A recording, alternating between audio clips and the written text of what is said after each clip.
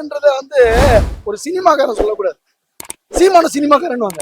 அண்ணன் ரசிகர், அண்ணன் வந்து படம் நடிச்சு அந்த அந்த ரசிகர் குஞ்சிகள் கிடையாது. சரிங்களா? மண்ணுக்கோசம் சிறைக்கு போனார்.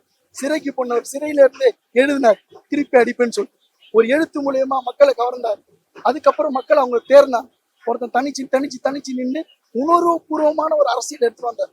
சாதி மதமா கிடைஞ்சிருந்த மக்களை தமிழன்னு சொல்லி ஒட்ட கோட்ல நிப்பாட்டினவர் தான் அண்ணன் செந்தமிழ் சீமான். அதனால நடிகருக்கும் தலைவனுக்கும் ஒரு வித்தியாசம் இருக்கு. அதனால வந்து விஜய் வந்து சொல்லலாம். விஜய் வந்து அவர் சொல்லி கூட்டத்தை குஷி பண்ணும்ல. இப்ப வந்து கூட்டத்தை குஷி பண்ணணும், என்ன பண்ணலாம்? அடுத்தது யாரு? சிஎம்க்கு உடனே கை தட்டுவான். எதோ சொல்லுங்க, கை தட்டினே இருப்பாங்க. ஆனா நாங்க அப்படி கிடையாது. ஒரு நேர்மையான ஒரு உண்மையான ஒரு அரசியலை தேர்ந்தெடுக்கிறோம். அதனால கண்டிப்பா நாங்க வெல்லுவோம். அது அவங்களுக்கு கண்டிப்பா சொல்லுவோம். நிச்சயமா ஏறும். நாங்களும் ஒரு இந்த டிவிக்கு வந்ததுல இருந்து எங்களை எல்லாம் ரொம்ப டிவிக்கு வந்துட்டாங்க, நிறைய பசங்க வந்து உங்க கட்சி விட்டு போயிட்டாங்க, அதனால வந்து உங்களுக்கு ஓட்டு கம்மி அப்படி இப்படின்னு சொல்லிட்டு இருந்தாங்க.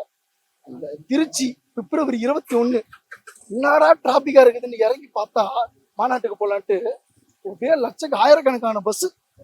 அப்ப பார்த்தா தான் தெரியுது, அடாடாடா மொத்த தமிழும் சாவல, மொத்த தமிழும் இங்க வந்துடுறாண்டா திருச்சியிலன்ட்டு அன்னைக்கு ஒரு வைப் வந்துச்சு.